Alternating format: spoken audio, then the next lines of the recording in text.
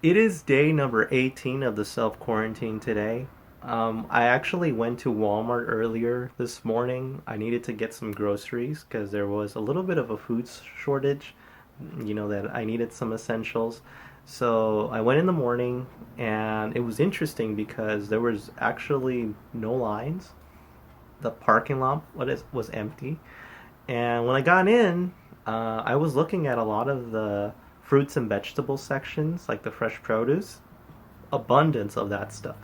There was actually no shortage at all. So that was actually quite surprising for me to see.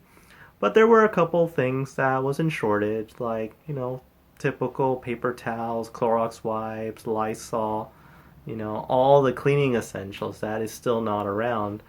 But what was interesting to see was when I was looking around some of the aisles, there were actually Easter related baskets that they were trying to sell and advertise. But I don't think anybody is paying attention for that kind of stuff because Easter is in the back of their mind. Right now, everyone is thinking about how to survive this pandemic. So nobody was paying attention.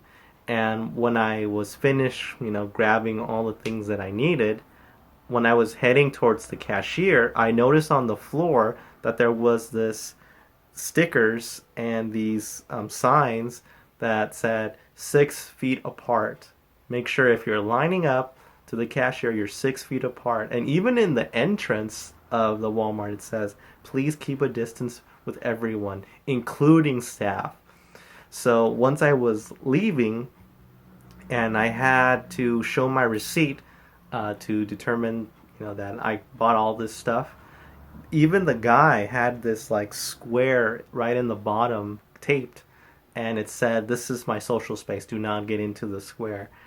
So everybody's taking it seriously, making sure that everyone is practicing safe space, social distancing, and making sure that people know how far they have to be apart in order for them to have an interaction and not be close enough, to get someone infected, and trying to limit the infections of the COVID-19 in every store I've seen so far. But this was like one of the first ones I've seen in a supermarket. So that was very interesting. In updated news so far here in Los Angeles regarding the COVID-19 epidemic, the cases so far here in Los Angeles has risen up to 3,000 so far. And regarding the situation in California, though, it has risen to 7,000. And this actually has doubled in the last 4 days. But there is a little bit of good news, though. There has been a very good turnout in the governor's initiative that I mentioned in my previous video, where he was asking anyone that had past medical experience, including the incoming graduating medical class of students, to be in the workforce for the medical field. And more than 25,000 people has signed up. And that is good so far. But we might need more people to sign in.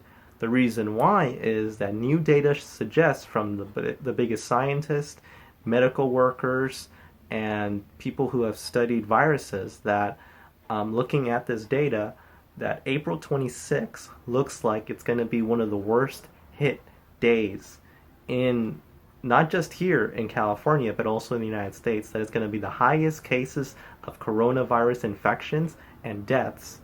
So they're looking at that gruesomely, that it doesn't matter how much we do, it's going to look really bad during that day. So we all have to prepare ourselves. We all have to make sure that we take the necessary steps to keep ourselves safe, to stay home. Remember, April 26th, if any days around there, try not to get sick. Try to make sure you wash your hands.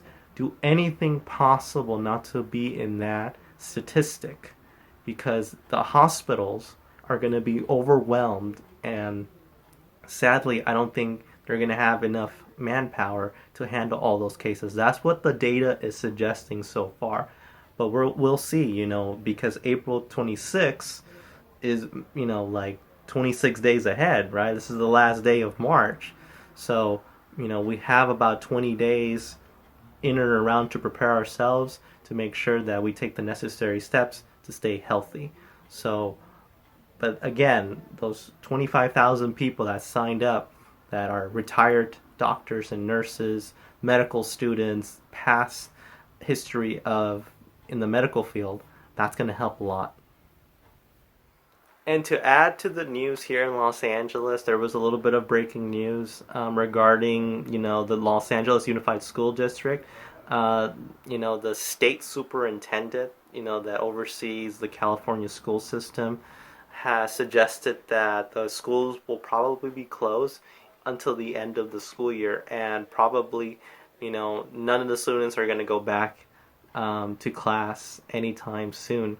And that's unfortunate because, to add more salt to the wound, there's also been reports that a lot of the students haven't been able to attend their online classes because of the pretty bad Wi-Fi connection in their area or their low-income area.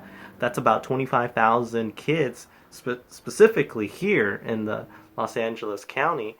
And when you kind of add that to account, that's really tough. You can listen to your teacher and their lessons.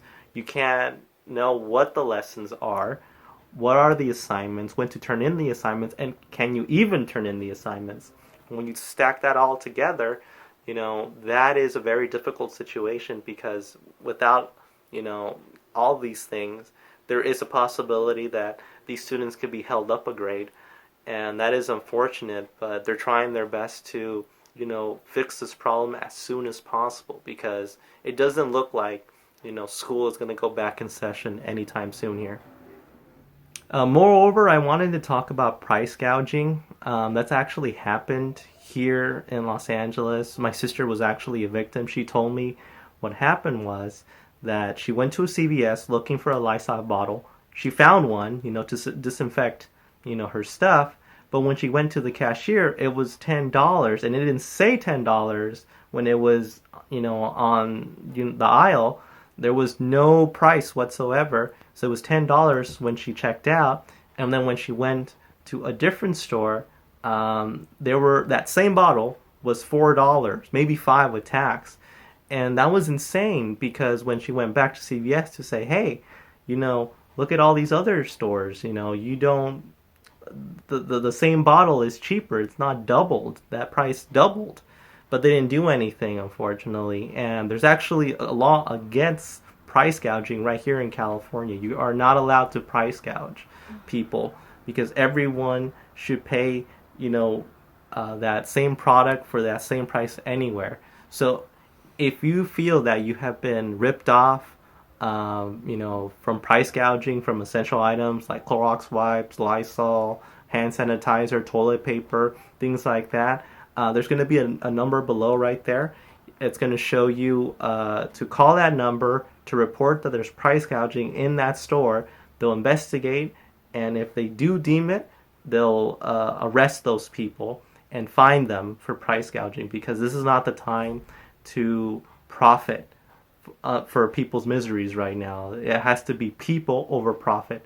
So again, look at the number below, check it out, and make sure that you report any price gouging.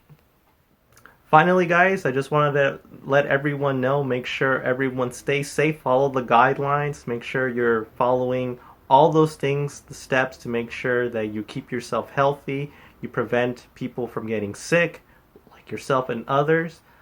Make sure everyone practice social distancing, and also don't let up, guys. We're all in this together. We're all fighting to make sure we survive this, and we will survive.